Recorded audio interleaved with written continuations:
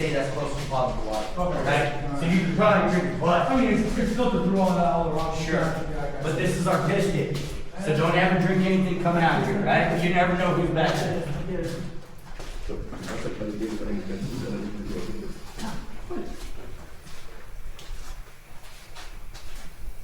Okay, guys. Guys, what I'm gonna do, I'm gonna take you through the different variations of drilling we've had here through the years, okay?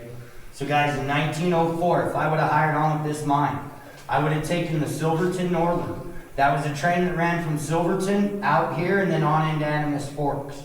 So guys, when we go outside and go to look at that boarding house, look over the edge of our road, okay? You're gonna see a footprint of an old mill down below us. So guys, we had a mill with the tram system running all the way up to that boarding house. I'd have jumped off the train, jumped on one of them tram buckets, rode it up there. Guys, when I got up to the boarding house, the mine company would issue me a 5-pound hammer and a steel. This is called single jacking. So guys, we have to come underground, we have to drill a pattern of holes into this rock to blast it. Guys, this rock right here, that's Gunnison blue granite, okay? It's a pretty hard rock, guys. It takes us like 25 to 30 holes drilled in a pattern to blast this rock. So guys, as a single jacker, I strike my steel in the rock, give it a quarter turn, hit it again, quarter turn. Guys, every time I strike that steel in the rock, I make a quarter turn with it, okay? If I just beat this steel into that granite, it would get stuck. Then I'd have to try to beat on it all day to get it out, or go back out to the mine company and buy a new steel. So guys, I was told these men were paid $1 a day for their 12-hour shift up there, and this steel right here was $3, okay? Alright guys, if you had a brother, cousin, somebody you truly trusted, you and them could hire on as a team, okay? This is called double jacking. So one person swings an 8 to 10 pound hammer, while the other, they're called the shaker, okay? Every time my partner strikes that steel, I give it the quarter turn. When they're tired, I jump back there, I start swinging. So we just go back and forth, 12-hour shift. Now guys, I was told they broke more ground together, so they paid them more, okay? They paid them $1.50 a piece. So it was worth it to hire on as a team. The other big thing to notice, guys, is as you see, they only drilled about 2 foot around here, especially back in 1880. Now the real reason being, guys, they were using black powder back then. Black powder's not that explosive, okay? It only break about 2 foot of this ground. But to get the 25 to 30 holes in the rock, guys, I heard it took 3 to 4 days. So it took quite a bit of time. Do we have any questions on it, guys? What was the purpose of the quarter turn? To keep it free, right? Yeah, just keep a good, even hole. Yeah. Shake the material loose that you're wedging in there. Sure. That's a breaking. Yep. And you do. You gotta kind of choke it out every once in a while too, right? Yeah. As you're going. Yeah. Otherwise, all that material just packs in there. So did they initially use stuff out? Absolutely. Yep. And so guys, if you look, you see how it's downhill a little bit? Yeah. So we always come in at like a 3 to 4% grade uphill to carry our water out. But back when they were using mules, they'd come at like a 4 to 5% grade. Because when you loaded the mule down back here, it was easier for them to pull downhill, right? So they took it at better grade. Okay guys, 1906, we move into this right here. This is a liner drill. The miners called it several things. They called it a column drill. Guys, the thing this was mostly known for was the Widowmaker, okay? So when it first came out, it didn't have water adapted into it. Guys, that rock right there actually has silicon in it. The miners would drill into the rock, it produced the dust. They didn't have that dust to come down with silicosis. Killed a lot of miners, guys. That's why this drill is so important. 1912, Liner came in and he adapted water into these drills. So guys, we'd hook water up right here, a water hose up right here. Water runs down my drill head. This still has a hole that runs all the way down it. It goes back to my drill bit that has like 4 holes in it, right? And guys, it just makes some mud back there. Yeah. I know it don't sound like much, but it saved a lot of lives.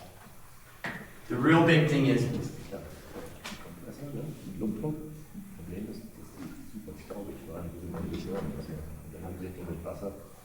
So it's translate a little bit. yeah, you should have told, I would have let you definitely do that, okay? Yeah, let her know what's going on. so air power with water feed, or Yep, so this is air driven, Air- and then there would just be a little water, like it Just a- squirts out yeah. about like a squirt gun. right? So that's probably the small hose on the side is probably your water feed, and Yep, the big one's your air pressure for. yep, the so our spring. water was about that big, right? Just like a 3/4 inch water Right. hose, yeah. Yeah, not very much pressure through it too, because guys, we gotta send oil through these drills, right? It's all metal, and if we wash it out with all that water, the You drill locks yeah, up lock quick. So you gotta have a light amount of water with it, man. All right, guys. So as you see in the 20s, we got indirect driven equipment around here. Okay. So guys, production boomed. We went from drilling 2 foot to being able to drill 4 foot, and instead of getting it done in 3 to 4 days, guys, we could get it done about a day and a half with this. So you doubled your footage, half your time. That's what mining's all about, guys. Production. Okay. The bad thing with this drill is me and my partner come in, set the whole thing up. I would drill this roll of holes, then we'd come back over, tear it all down, move it over a few feet, set it up again. So it does take time, okay? You can tell them. Also, dann hast du die 4 Tage gebraucht, dann hast du in 1,5 Tagen so dieses Ganz Rohrmuster gemacht, musstest du die ganze Schäfer nochmal aufbauen. Und du bist tiefer reingekommen, weil du warst produktiver. Okay. Okay, guys, do you want me to run this for you? Yeah, go ahead. It's loud, so I would plug your ears, but you don't have to, guys, you're adults. All right, you ready? Das wird klar.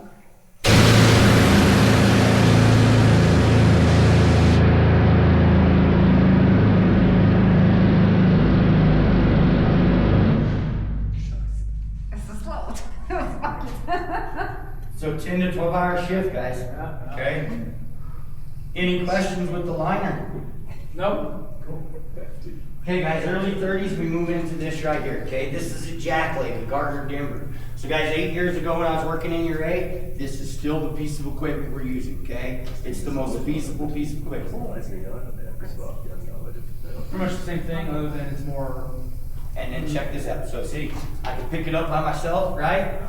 And then look, guys, back here I would have what's called a cob. It's just a little metal knob. I twist it slightly forward, compressed air runs on my drill head down this leg, it shoves it in the rock for me, right? So I just run it back here.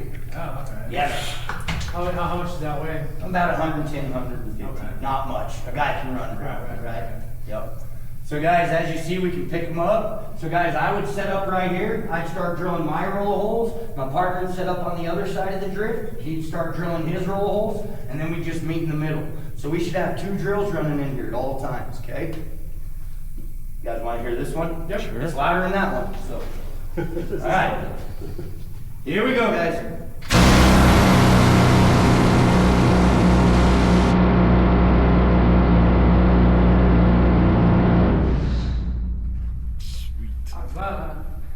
It's a little loud. So guys, nowadays we drill with a 6 foot still, okay? So even more footage. And me and my partner, we should blast twice a day. We should blast at lunch, blast going off shift, okay? Weil am Ende, wenn du dann links und rechts diese Löcher gemacht hast, wird ein bisschen. All right, guys. I'll show you one more drill and then let's move over here. So guys, this right here, this is a stoper, okay? So it's a Gardner Denver just like that drill, but as you see, it drills our upholes. And I'll take you over here and show you the reason we take upholes, okay?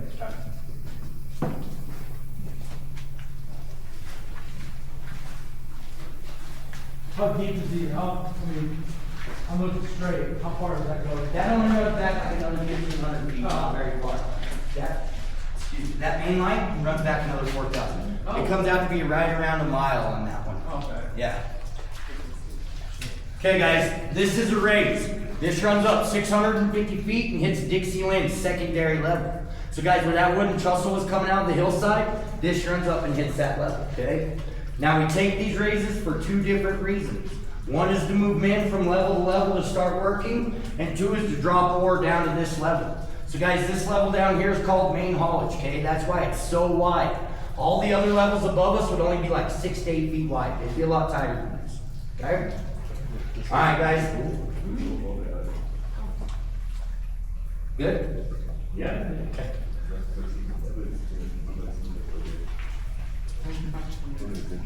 So as you're going mine, were you taking samples so you know if you needed to branch off or taking their?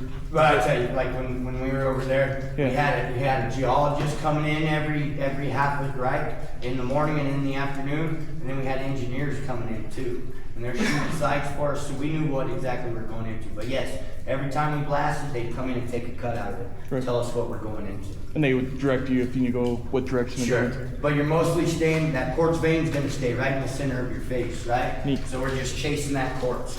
So if you say move over, you just move over. Absolutely, that's why it's called drifting, right? So we take that round straight and then kind of drift, you just, So exactly why these is the whole, they're just drifted the name. sure, you see how it kind of curves?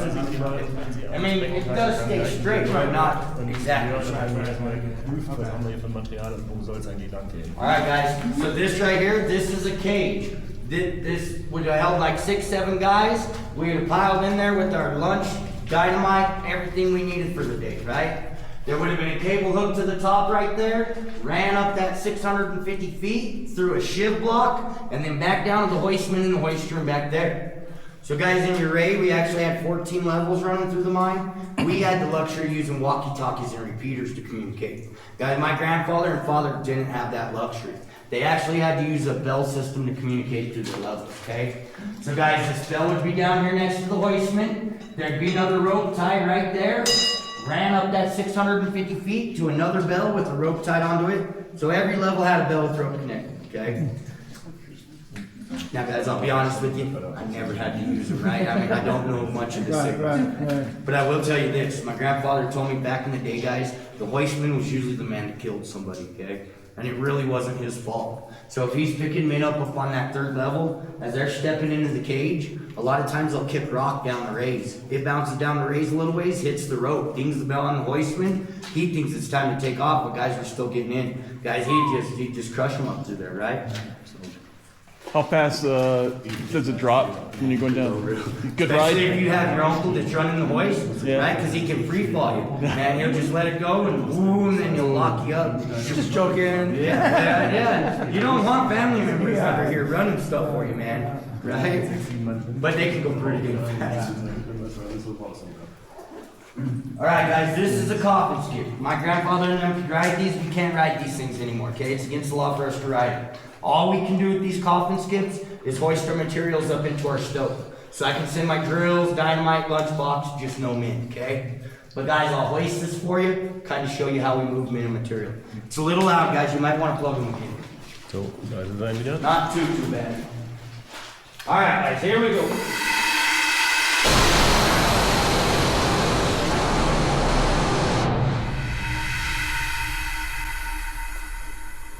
Used a lot of air systems in here. Huh? Yeah, most, because man, I mean, we have a little bit of like diesel or hydraulic over diesel, right? Right. But when you're under here with that diesel, even with scrubbers, man, it's nasty. Nasty. Right? It is nasty. What pressure are you sitting down the lines? So this is only running on like 100. That drill over there, 130 psi. Now I'll run a mucker around the corner for you that we muck out with. That's like 160. It's a low pressure, really low pressure. It's not. Pretty it's not low. high. I mean, right? But we would carry in a 12-inch airline in here, right? Sure. Yeah, you can carry see a 'em good run. head. Yeah, you Yep. can see And I tell you, so guys, that's nothing. All them little airlines are nothing. We have the 12-inch air, Oh, right? The 6-inch water line. We carry a big head. All right, guys, let's move back here to the hoist room. So you take the header to a branch, and when you branch it off, tap into it, branch it off at points and everything? Yep.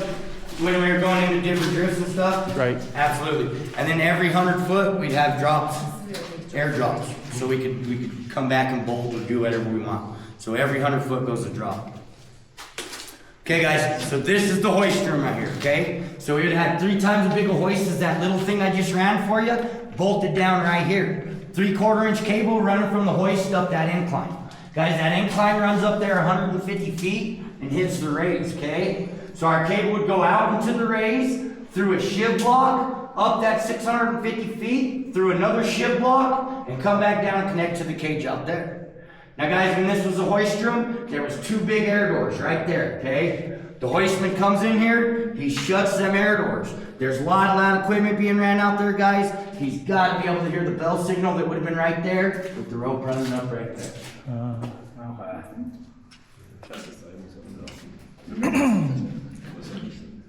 Questions on the hoist room, guys? Nope. Cool. That cable's running on air.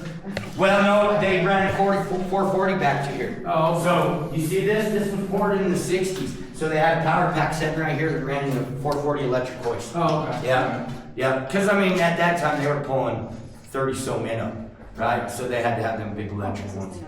Indeed. All right, guys. So guys, all these lights in here, that's just for the tour, okay? We would never have these lights underground like this. We'd blow them up right away. So guys, the light that me and my partner have to come underground with nowadays is this right here, okay? As you see, clips in my hard hat so I have my hands free to work. So this is what we come underground with. Die ganze Lämpchen links und hier was du. Guys, 1880, this is the light they had to come underground with. Candlelight, okay? So just think about it. You and your partner come underground, you find a crack in the rock, jab that point in the crack of the rock, get it to stick, and then you grab a hold of that still while your cousin swung a 10-pound hammer at you. Just candlelight, guys. So then we move into the carbide lamps. So guys, we put carbon pellets in the bottom, water in the top, it drips down, produces acetylene gas. Right there's your spark, here's your flame. So guys, I was told this was a huge advancement in mining, okay? For one big reason, the weight that you had to bring underground. So guys, I was told with the candles, they had to bring in 20 to 25 candles to last their shift under here. That's a lot of weight, guys. This little cup right here, I was told held about an hour's worth of light. So guys, all I had to do is bring in another canister or two of them pellets. I could last my whole shift under here with this much weight. So that was big, guys. Das ist ein Riesenvortrag, weil die ganzen Prozesse I've seen a few of those activated and used. Yeah. Those acetylene, they're pretty cool. Are they pretty bright? Yeah. Yeah. Yeah. I'd like to see them. I never. It seen puts them. out a nice big flame on it and everything. It puts out light. I haven't seen them use it a ton, but I've seen people like show them how they work. It's cool. Wish this one went. So guys, then the last line is the one that I first started with, okay? So the wheat lamp. So guys, every miner comes underground with one of these miner's belts on. When I come underground, I got the battery pack on my left side, and on the right side of my belt, I have this right here. This is a self-rescuer. So guys, we're back here, a mine fire breaks out or we hit bad air. I pop a little tab right there, you pull the lid off, and this mouthpiece pops out, okay? Throw that over the back of my head, bite down on the mouthpiece. Guys, in the bottom here is a bag of chemicals. Now, I don't know the compound, guys, but I do know what it does. It converts carbon dioxide into oxygen. Right. Exhale to light it off. Yeah. O2 cancer. Well, what I was told, man, is those things heat up like fire. They do. They're hot. So Leadville, Colorado, guys, there was a mine fire with 4 men underground. One man made it out alive. And he made it out alive because of this right here. But when he came out from underground, guys, he had blisters around his mouth and down his throat because those things heat up so dang hot. The Navy fire system, the cancers go on your chest, on the chest O2 rigs. And that's what I was told, right? I was told these were a surplus from World War II in the submarines. Yeah. Right? And that's why we keep these because they're so dang cheap. Submarine seal. Mine companies like cheap, man, so they give us these, right? We have better versions, but yeah. Yeah. All right, guys, and then if you've seen that baby coming in, that means someone's dead back here. That's an actual oxygen pack, right? That'd only be mine rescue coming in for you, a dredger. All right, anything up here, guys? Nope. Come here. Grab that rock, pick it up. It's on. Ach du Scheiße, ist schwer. Ja, ich würde sagen, So guys, 20 Kilo. that right there is Galena, okay? We're in Galena Mountain. We have huge chimneys of Galena running through here. What Galena is, guys, is about 80% lead, 20% silver, okay? Oh, damn. Yeah. And guys, it's beautiful. If you took a hammer and you hit it, it cubes up. It goes into beautiful little cubes. It's pretty. Did they extract the lead out of it? Or? Absolutely. So I was told. Nothing goes away? All the stuff that they found in the rocks, did they What you extract. they extract everything from it and used Absolutely. it? Okay. Yep. And I was told with the Galena, guys, it's a real important part of the milling process because the lead acts like a sponge to the gold and it pulls the gold in. And then, of course, they pull the silver out of it, too. All right, guys, well, let's blow something up.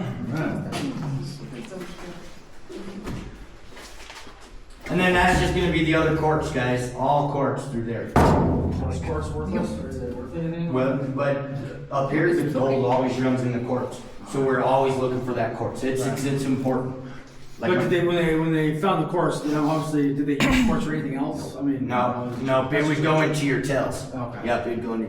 So guys, the only reason I'm showing you that dense rock right there is because me and my partner have to come in here and we have to drill a tight pattern of holes to blast this rock small. Guys, we get lazy, leave a whole bunch of these holes out, and we blast a piece of galena this big. I don't care who you are. You're not gonna move it, guys. Our equipment has problems moving that stuff, right? So we gotta blast small. So guys, this right here, this is called a round.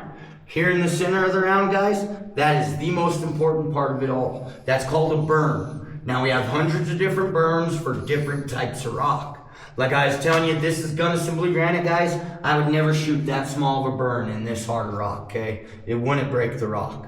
I'd have a few more of those holes right there. Those are called dead holes, guys. You never load a dead hole, you leave them empty, okay? So I'd put another dead hole right there and one more right there. Now the reason being, when I shoot this first hole, we gotta give it a place to move to, right? Start your expansions out, then we bring it all back in on top of itself.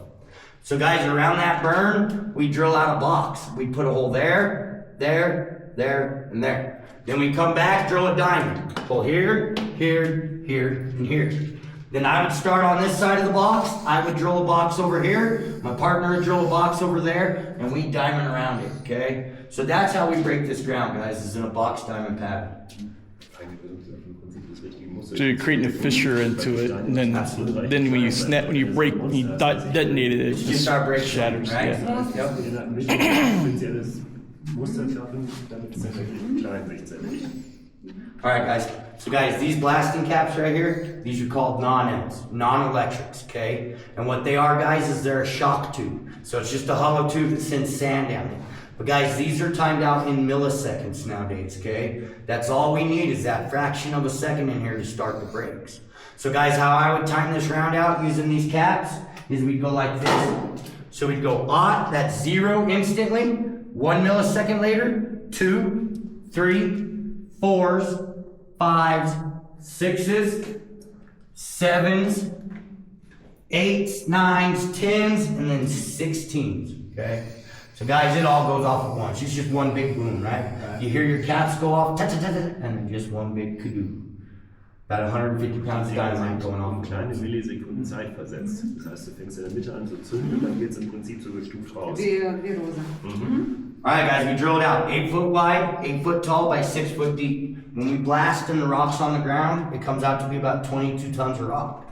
Now the reason we know, guys, we come in with 1 ton work cars or 5 ton. When we go outside, if you look off to your left, those are 2 5-ton Granbys out there. That's usually what we come in with, okay? Alright, last thing, the blasting, guys. Did you have equipment to pick up the thing and put it in The rocks and a, yeah, stuff? or did you manhandle No, it? I got a piece of equipment I'm gonna run for you. My grandfather and them a lot of times had to do it by hand, right? But no, we got a piece of equipment I'm gonna run for you. Okay guys, after me and my partner blast, we always come back in with one of these. This is called a scaling bar. Now we start at least 300 feet away from our face and you start tapping your rock. And you can hear good rock from bad rock. So, good rock, bad rock. Hear that hollowness in there, guys? That means there's fractures back there, okay? I gotta get this tip in there and get all that fractured rock out over me and my partner's head. Guys, we get lazy, just run back in here, start drilling. We'll rattle a big rock loose over our head, drop it on us, kill us. It's called getting slabbed, and it's killed a lot of men. So you always tap your way back in, make sure you're safe. Questions? Du hörst, wenn die Risse drin sind. No? Cool. Let's move out here, guys. Die Struktur, die dir also die zum Reißen neigen. Dass du nicht hier reinkommst, hast du kurz geballert und dann fliegt dir noch so ein Streichendach. Also kommst du als erstes mit dem Ding und klopfst, dass alles fest ist.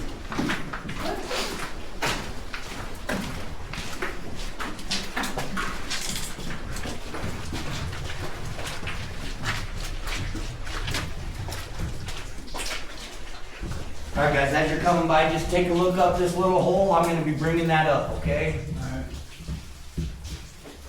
But guys, this is the important part. Guys, this right here, this is the second reason we take the raises up, okay? This is called an ore chute. So guys, just above all this metal is another 650 foot raise up to our secondary level. Now don't get me wrong, guys, we wouldn't be dropping rocks 650 feet right off the bat. You'd blow right through them middle doors. So that's where this comes in play, okay? This is called a man wave. This runs up 50 feet into a stope above us. So guys, we'd have ladders running up that, so me and my partner could climb up there to get to work, and then hopefully we had one of them coffin skips, so we could hoist our drills and dynamite up there. Now guys, we're up there 50 feet. We just blasted. We have all of our rock on the ground, right? I've used what's called a slusher. I'll take you right over there and run it for you. Guys, I send out my bucket, grab the rock, pull it back to the hole. It falls at 50 feet and gathers right there. Then we have a man called a tram man. He comes in 10 empty ore cars, pulls his first ore cart right under that chute. Guys, there used to be an air ram that hooked from there to the rig. I pull my cart under there, walk over here out of danger's way, throw an air lever, boom, jaw kicks open, fill the cart up, throw it back, it slams shut. So guys, second reason for the raises, production, okay? If we're looking in main haulage right here, that runs back another 4,000 feet. Guys, if this is our first chute into production, 200 feet down there would be another chute. 200 feet past it, another chute. Like 60 chutes running through here. All of us up there working, dropping our rock down to here, and then 3 or 4 tram men running in all day long, pulling chutes, taking What'd you it have from up there to push the rock towards these chutes? What's that? What'd you have upstairs? This- That right there, and I'm gonna take you over and run it. Yeah, slusher, right? Keine Eis für Leute, die jetzt Leitern bringen. And guys, we keep these at 200 feet apart for a reason, right? That slusher I'm gonna run for you stretches out 100 foot. So I'd slush 100 foot towards my partner that way, spin that baby around, slush 100 foot towards my partner that way. My partner down there is gonna do the same, right? And we're all moving up at the same time. So timing's everything. All right, guys, let's come on over here.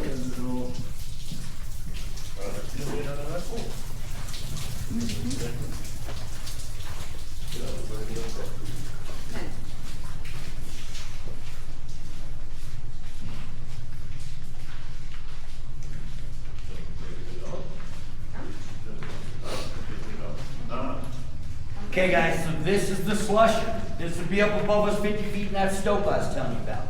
Now guys, right there where that ship block's mounted into the I-beam, it wouldn't be into an I-beam, right? It'd be into the rock face.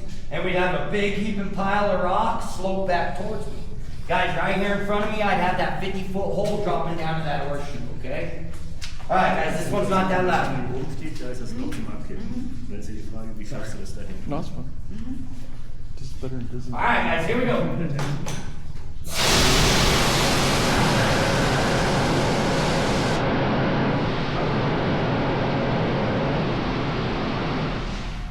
No, timing is definitely everything. That's it, guys. Do not be a slusher, okay? 10-hour shift of throwing these 2 levers back and forth, you'll go to sleep really quick. Don't let the shifter catch you asleep, guys. It's bad news, okay? I'll be honest with you, this is one of the lowest paying jobs, so stay away from this one. Really? Yeah, it's a crappy job, man. Du sitzt seit 10 Stunden. Usually a youngster or like an old junk will send up there to sludge.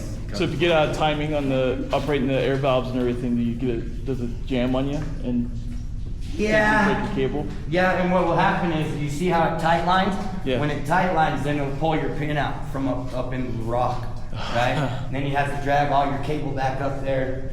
Yeah. Those bad things. My engineering mind is like processing fuck ups. Okay, guys. So, guys, this right here, this is probably the biggest piece of American mining engineering. Guys, this is a big piece of America right here. So before this piece of equipment, the men had to move that rock right there by hand into these ore cars. Guys, I heard it took up to a week to get 22 tons of rock out of here. Now this is a 12B mucker, and I'm co-overshot. And guys, with this, if me and my partner are hitting all cylinders in Uray, we could get our route out in about an hour and a half, 2 hours. So guys, we went from a week to an hour and a half, 2 hours to get 22 tons of rock out. Production boomed, and it boomed in the perfect time for America. Guys, these came out in the early 30s. We had enough time before World War II to put these in a lot of mines around the United States, guys. It's a big part of us. Ein riesen Produktionsfortschritt. Das Ding hebt offensichtlich die Steine in die Karre rein. Und früher musstest du es von Hand laden. This is gonna be the loudest one, so I would plug it. Dann mal wieder hier. All right, guys, here we go.